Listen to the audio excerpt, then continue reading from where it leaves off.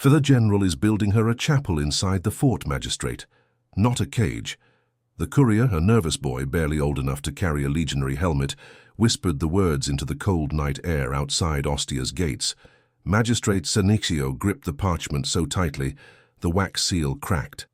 The barbarian woman, the centerpiece of the delicate peace treaty, was meant to be leverage, a symbol of submission.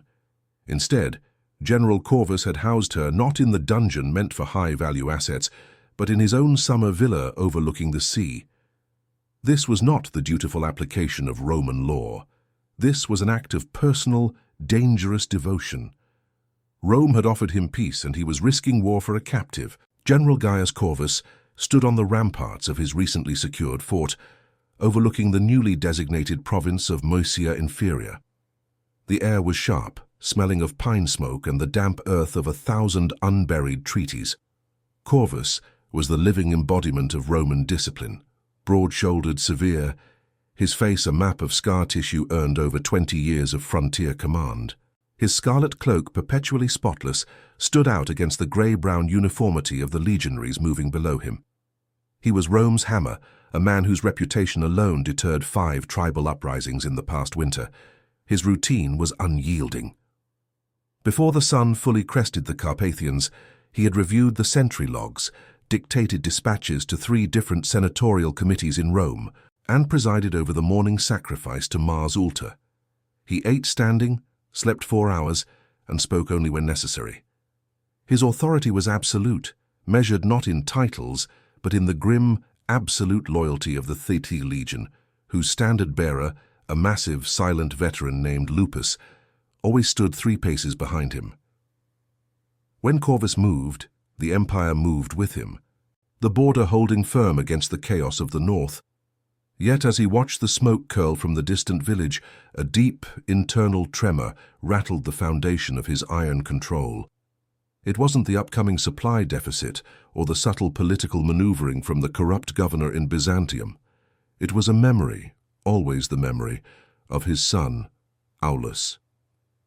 Aulus had been nothing like him, frail, scholarly, devoted to poetry and the gentle gods of the household. Corvus had groomed him for command, forced him through drills, dismissed his soft nature as a weakness. Aulus had lost his life 2 years ago, not in glorious battle, but in a sudden fever in the swamps of Pannonia alone. Serving in a minor auxiliary unit Corvus had assigned him to toughen him up. Corvus, the general who saved entire provinces, could not save his own blood. The emptiness Aulus left was a sterile wound, surgically clean but eternally agonizing. Corvus had filled the void with more duty, more severity, treating his own men with a grim detachment that bordered on cruelty, terrified of connecting with anyone else who could be taken by the careless whims of fate or the gods. Lupus coughed softly, a sound of deference. "The supplies from Ostia are late, General, and the Tribune requests your presence regarding the hostage. The delegation is restless." Corvus turned from the rampart, his eyes cold and distant. "The supply line holds. As for the hostage," he paused, the name of the woman, Sava, catching in his throat like bone. "She is no hostage. She is the pledge of peace.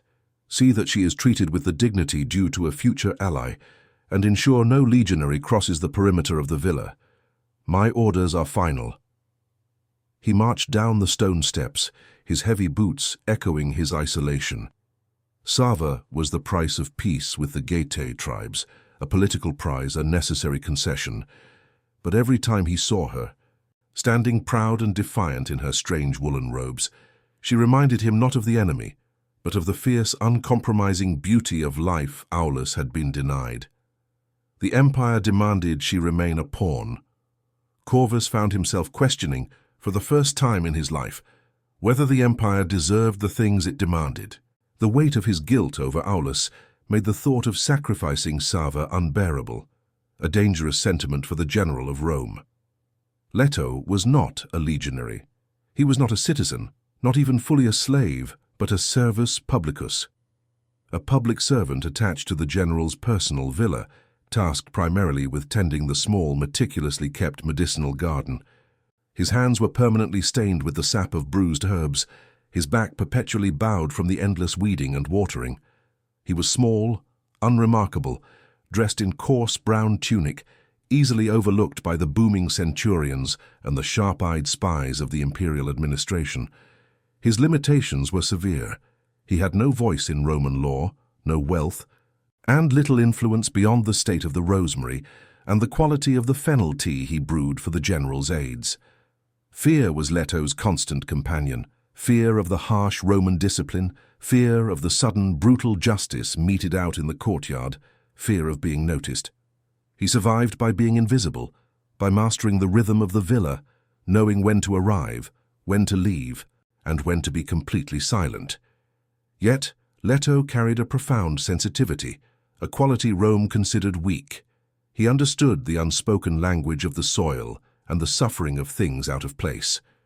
And he protected one thing above all, a small, intricately carved wooden bird, smuggled from his ancestral village, hidden beneath a loose stone near the cistern. It was a fragment of the life Rome had crushed, a reminder that the world was once wild, not merely ordered. His duties recently brought him into close proximity with the captive, Sava. He was instructed to deliver the specially prepared teas, calming, strengthening, meant to prevent the captive from causing any disturbance. Sava was housed in the West Wing, a space usually reserved for visiting dignitaries, not prisoners of war. The silence around her chambers was unlike any other area of the bustling fort. One afternoon, delivering the heavy ceramic pot, Leto saw her clearly. Sava was not defiant, nor broken. She was simply waiting, looking out over the Roman road leading back towards her mountains, a look of profound, quiet endurance on her face. As he set down the pot, he caught a flicker of something in her eyes. Not hatred for her captors, but intense, focused observation of the general's routine. Later that week, while trimming the ivy near the general's private meeting room, Leto overheard voices. It was Tribune Marcus and General Corvus, their tones low, dangerous. Marcus was arguing against the terms of peace, calling Sava a distraction, a political liability who should be confined to the main fortress, not the villa. Corvus's reply was terse. She stays. If Rome breaks the terms of her pledge, Rome dishonors itself. The peace must hold. But as Corvus spoke, Leto saw him trace a specific symbol etched into his wooden desk, a bird in flight, barely visible. The exact same symbol that Sava wore as a brooch, hidden beneath her cloak. Leto felt a cold knot form in his stomach. The symbol wasn't Roman. It was Getae, the tribe Sava represented. The general was not treating her as a political tool or an ally. He was acknowledging her as something deeply personal. Leto knew with chilling certainty that this small, shared secret was not merely a breach of protocol. It was a crack in the foundation of Roman authority, a weakness that could bring the entire fragile peace crashing down. Where are you watching from today? The general's villa was built around a central atrium open to the rain, a calm eye in the storm of military activity. Leto was there, sweeping the smooth marble tiles, when General Corvus returned from an exhausting all-day inspection of the northern defensive lines. Corvus was covered in dust, the usual rigidity of his posture slightly slumped with fatigue. He dismissed his entire retinue, even Lupus, with a sharp gesture. He needed silence. Leto made himself smaller, pulling his broom into the shadow of a column. Corvus walked straight to the impluvium, the pool collecting the rainwater, and splashed cold water over his face and neck. The action was raw, stripped of the usual performance of command. At that exact moment, Sava emerged from the west wing, guided by her 2 accompanying guards, Roman auxiliaries who treated her with nervous respect. She was heading for the small covered garden that Leto tended, her daily allowance of fresh air. She stopped short, seeing the general. The space contracted. It was the general of Rome, the embodiment of her subjugation, and the queen of the Getae, the embodiment of the peace he had secured. They stood perhaps 10 paces apart, the sound of the dripping water amplified in the sudden silence.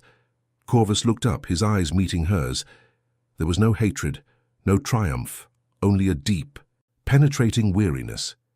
He saw a woman of immense composure. Sava saw a man burdened by an invisible weight. It was an instant of profound, accidental intimacy. Leto froze, the broom handle slick in his sweating hand. He realized with a shock that he was the only witness. He saw how Corvus's military rigidity softened around the edges, how his hand, resting on the pommel of his sword, relaxed fractionally. He saw Sava's lips part slightly, not in fear but in recognition, the recognition of a shared human despair. The moment shattered when Tribune Marcus, loud and officious, strode into the atrium, holding a freshly sealed dispatch from Rome. "General Corvus, the Imperial Censor demands immediate clarification on the grain requisitions for the winter. They suspect mismanagement." Corvus immediately locked down, the mask of the general snapping back into place. His eyes hardened, shifting from Sava to the dispatch. The brief, unspoken connection was gone, buried under layers of duty and administration. Sava too retreated, turning swiftly to enter the sheltered garden. But as she passed Leto, their eyes connected. Leto saw fear in her gaze now, not of the general, but of the disruption Marcus represented. She moved her hand almost imperceptibly, touching the brooch hidden beneath her cloak. Leto watched the interaction, his mind racing. The connection was undeniable, rooted in something far deeper than a political arrangement. It was a dangerous secret alliance of spirit, between the conqueror and the conquered, observed by the invisible servant. Something was drastically wrong with the balance of power, and he, the humble gardener, held the first piece of proof. Something was about to leave his control, and the control of Rome. The villa was meticulously designed for efficiency and display, yet Leto noticed the cracks not in the plaster, but in the routine. Everyone, from the centurions to the cooks, believed the general was solely preoccupied with the winter provisioning and the unstable Getae border. They ignored the small detail, the anomaly that defied military logic, because it was too small to register against the sweep of imperial affairs. Leto's task was to maintain the private writing chamber of the general. It was a sterile, orderly room where the general drafted his long, defensive reports to the Senate. Corvus, the seasoned veteran, the pragmatist, was known for his blunt, economical Latin. But over the past week, Leto noticed the unused parchment. Every morning, when he emptied the general's copper waste bin, there were 2 or 3 crumpled sheets of expensive vellum. They weren't failed reports, they were attempts at poetry. Corvus, the general of the 13 Legion, writing verses. Leto never dared to smooth them out completely, fearing discovery. But he saw fragments, phrases about the cruel clarity of the morning star, about the weight of an undeserved silence, and, most tellingly, a line that seemed to be an attempted translation of a Getae proverb Sava had once murmured while tending the courtyard olive tree. The incoherence was staggering. Aulus, the general's lost son, had been the poet. Corvus had ridiculed his son's gentle pursuits. Now, in the shadows of the military command, Corvus was mimicking his lost son's deepest passion, directed somehow towards the Getae hostage.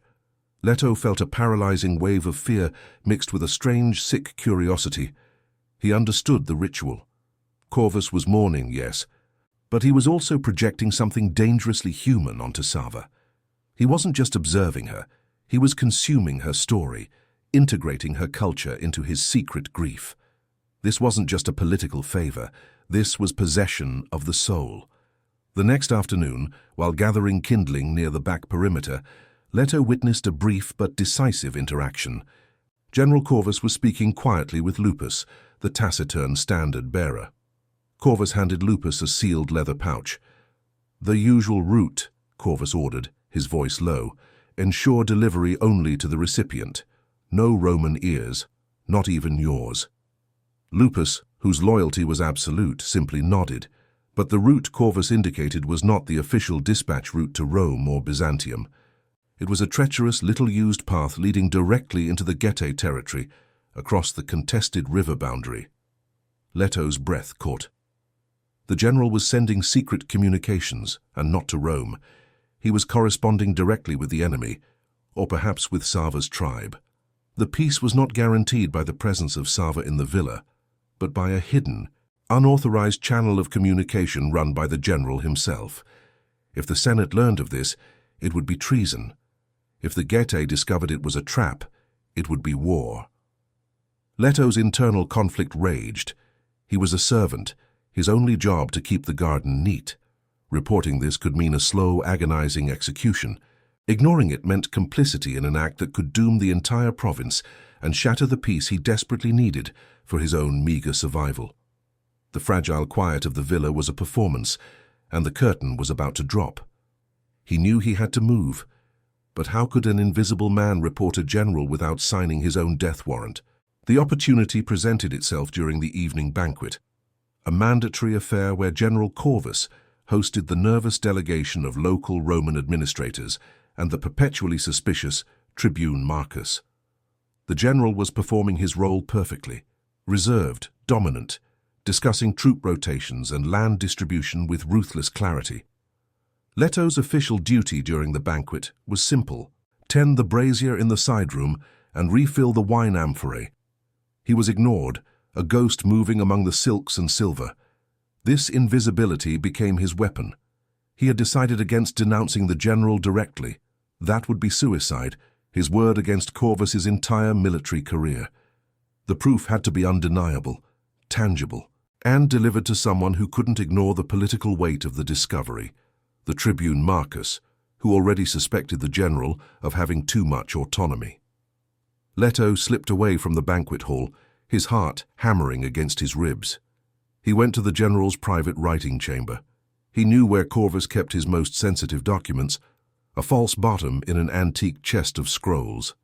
This was where the general stored the sealed reports meant for the emperor himself. Trembling, Leto lifted the heavy lid, his movements exaggeratedly slow. He located the secret compartment and, within it, found a stack of official military-grade dispatches, but tucked beneath them was something smaller, softer. It was a small, intricately worked leather sketchpad, not Roman, Getae craftsmanship. Leto quickly flipped through the pages. They were not political secrets. They were careful, detailed sketches of Roman life through a foreign eye, the severe lines of the fort, the bored faces of the soldiers, the precise rendering of the medicinal herbs Leto tended, drawn with a delicacy that belonged to Sava. But the final drawing stopped Leto's breath. It was a map, not of the Getae lands, but of the Roman fort, marking specific vulnerabilities: the weaker gate hinges, the rotation gaps of the night watch, the exact location of the stored ballista ammunition. And scrawled in Corvus's own hand, beneath the map, was a single, devastating calculation: 300 men minimum, 2 hours maximum. It was a plan for a perfectly executed, low-casualty raid on the fort, an operation designed not to conquer, but to free one person. Corvus wasn't just corresponding with Sava's people. He had provided them the blueprint for her retrieval, an act of explicit military treason, timed for maximum chaos. The peace was a lie. The general was planning an act of war against his own post for one woman. With shaking hands, Leto carefully removed the map sketch. He couldn't risk taking the entire sketchbook. He folded the parchment until it was the size of a coin and tucked it deep inside the cuff of his tunic. He returned to the banquet hall. Tribune Marcus was drunk, loudly proclaiming his loyalty to the Senate, oblivious to the fact that the general he envied was planning his destruction. As Leto reached out to refill Marcus's wine cup, he tripped. The amphora tilted, splashing a stream of dark, expensive Falernian wine over the tribune's pristine toga. "You clumsy fool!" Marcus roared, leaping back furious. Leto instantly dropped to his knees, head bowed, simulating terror. "Forgive me, Tribune. 1,000 apologies." As he scrambled to clean the mess, he pressed the folded map into the thick, dark wool of Marcus's tunic, right at the hem, knowing that in his outrage, the Tribune would only notice the stain and not the foreign object he now carried. The silence that followed the spill was heavy, punctuated only by the scraping of sandals as the other guests averted their eyes. Corvus watched from the head of the table, his expression unreadable, but his eyes drilled into Leto, not with anger at the spilled wine, but with a terrifying, calculated suspicion. The general knew the clumsy servant had seen something, or done something, even if he didn't yet know what. The story was no longer about a secret affair. It was now a ticking clock toward the collapse of the Roman command. Tribune Marcus did not discover the map immediately. He stormed off to his quarters to change his ruined tunic, furious about the perceived disrespect. But less than an hour later, the villa was seized by a chilling, unnatural silence that surpassed the usual military discipline. General Corvus was in the map room, poring over siege defenses, when Lupus, the standard-bearer, appeared at the door, his massive frame rigid with alarm. "General?" Lupus's voice was barely a whisper. "Tribune Marcus is demanding the arrest of the Getae woman. He claims he has proof of your—" Lupus couldn't finish the word. Corvus's gaze was sharp, immediate. "Proof of what, Lupus? Of my adherence to the peace treaty?" "He found a document, General. Something detailing the perimeter weaknesses. He recognized your hand, sir. He's calling it treason, suggesting you planned a coordinated attack against your own troops." The general didn't move. He simply stared at the large, illuminated map of Murcia Inferior. Corvus had known this moment might come, but he had miscalculated the means. He had expected a spy, a jealous aide, not an incidental betrayal by the fearful gardener. He remembered the servant's eyes when he tripped. The wine spill had been the cover.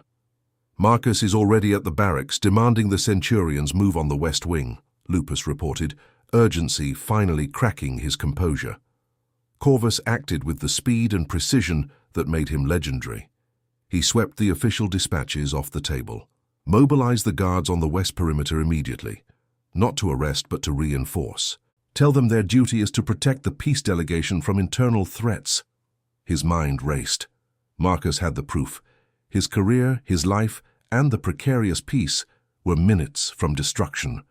If Marcus brought the legion against Corvus and Sava, the Getae raid would start prematurely, resulting in a bloodbath and an endless war. He had to neutralize the tribune without revealing the depth of his plan. He moved towards the door, then stopped. "Lupus, the gardener, Leto, find him, bring him to me, discreetly." Corvus strode through the villa, his boots pounding a rhythm of impending disaster. He found Marcus near the courtyard, shouting orders at a confused cohort of auxiliaries. Marcus waved the crumpled piece of vellum, his face red with triumph and outrage. "General Corvus, I have the evidence of your high treason. You plan to betray Rome to a barbarian witch. Surrender your command immediately." Corvus didn't argue. He stopped 10 paces away, projecting an aura of absolute command that momentarily paralyzed Marcus's men. "Tribune, you are tired. That document is a tactical drill I developed for my predecessor, showing what not to do. It is a necessary exercise to understand enemy capability. You have grossly misunderstood it." "Lies," Marcus sputtered, clutching the map. "It is signed by your hand. You plan to free her." "I plan to secure the peace," Corvus roared, the sound cutting through the courtyard. He advanced slowly. "If I had wished her free, she would be across the river now, not in my villa. You are undermining the Imperium with your petty jealousy." Corvus knew the lie was thin, but he was buying time. He needed to get Sava out before the formal arrest warrant arrived from Byzantium, which Marcus had certainly already sent. He needed to make an irreversible choice.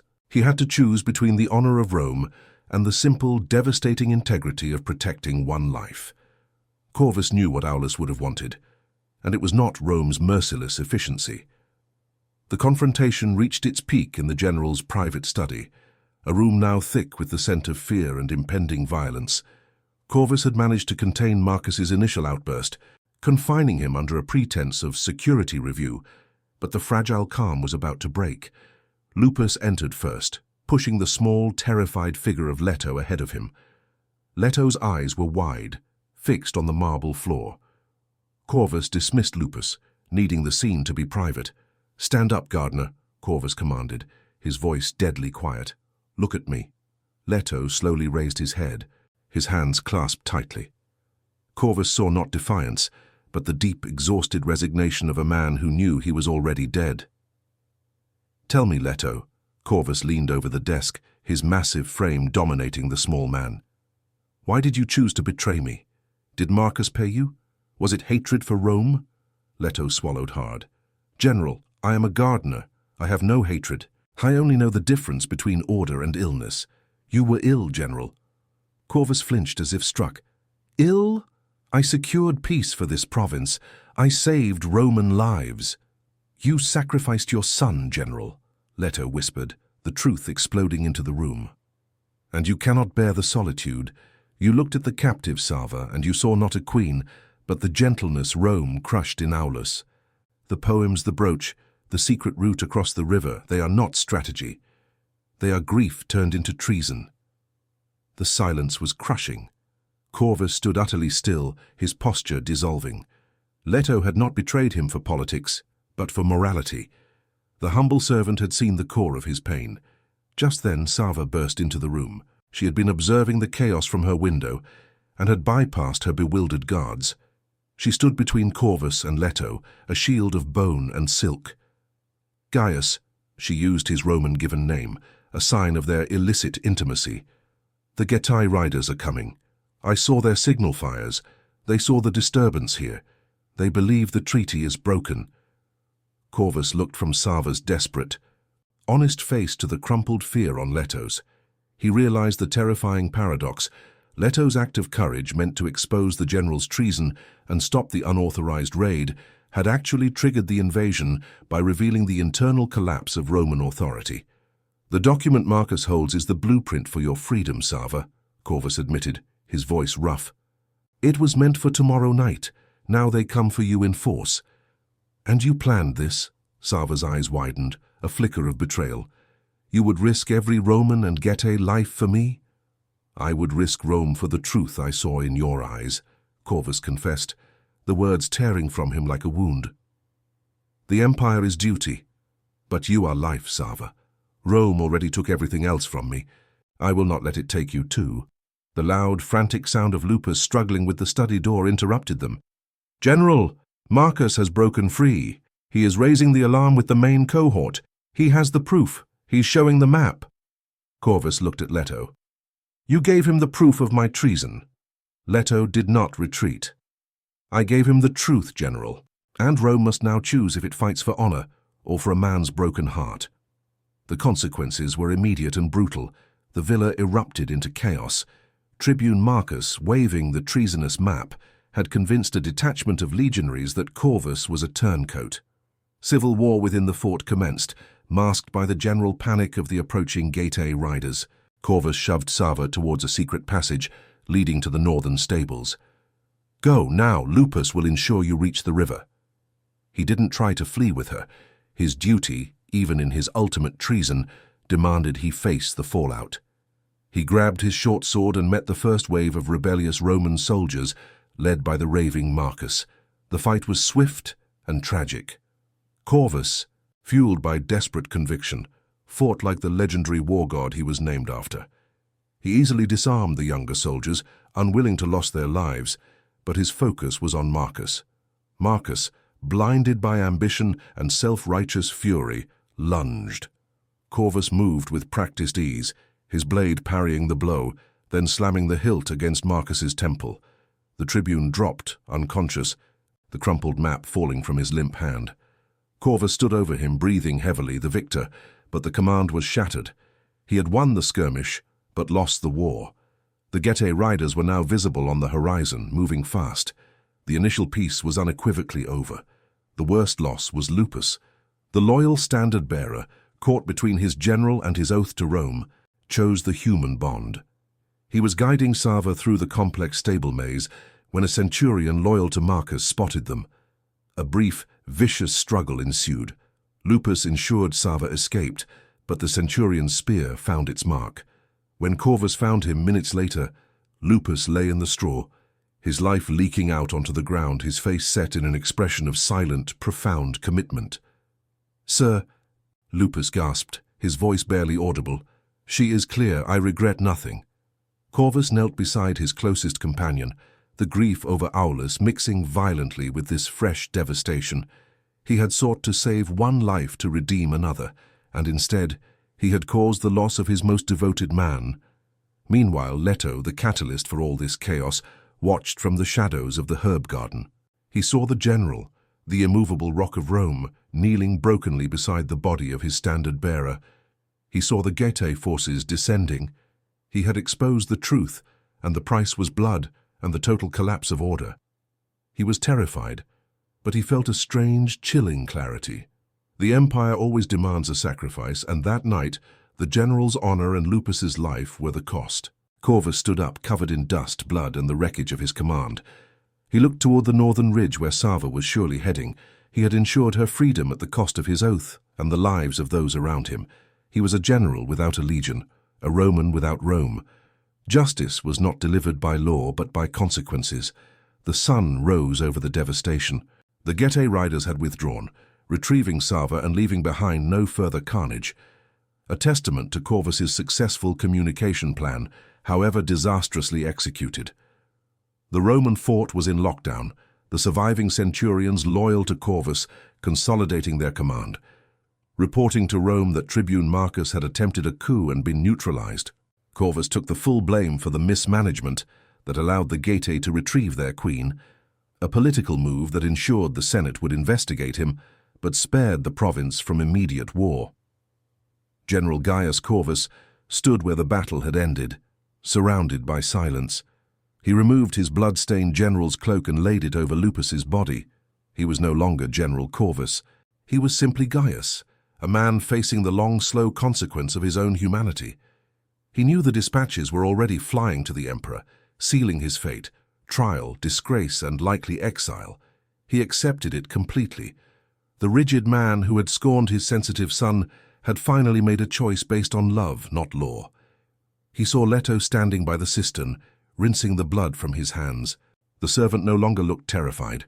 He looked exhausted but free. Corvus approached him. "Why do you remain here, Leto? Go. You are the only one who saw the truth clearly. You have earned your freedom." Leto looked at the man who had been the embodiment of terrifying authority, now stripped bare. "General, the war is not over. The Senate will be cruel, but the gardens must still be tended, or the men will lose hope." Leto presented the general with a small ceramic bowl of dried, fragrant medicinal herbs. "This is for the wounds, and this," he reached into his tunic and produced the small wooden bird, the Getae talisman.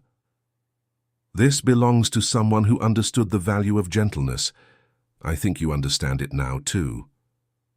Corvus took the bird, his calloused fingers closing around the smooth wood. It was Sava's silent farewell, passed through the hands of the humblest man in the villa. The rigid lines of his face finally softened, not into despair, but into a quiet, profound acceptance of his new life. He would lose his titles, his legions, and his place in Roman history. But he had redeemed the spirit of his son by protecting the spirit of the captive. Corvus placed the wooden bird into his tunic, next to his heart. He looked out toward the rising sun, the distant peaks where Sava was now safe. He had chosen human life over imperial power, transforming a life of rigid duty into one of costly, quiet integrity. His journey was not to the capital for triumph, but to a courtroom for disgrace. But he would walk there as a whole man. Leto, now standing tall, picked up his rake and returned to the garden, the silence of the soil his sanctuary once more. He was no longer invisible, but essential. The peace was fragile, bought with blood, but the garden of hope remained. If you enjoyed this story, please remember to like, leave a comment with your thoughts, and subscribe for more heartwarming tales like this one.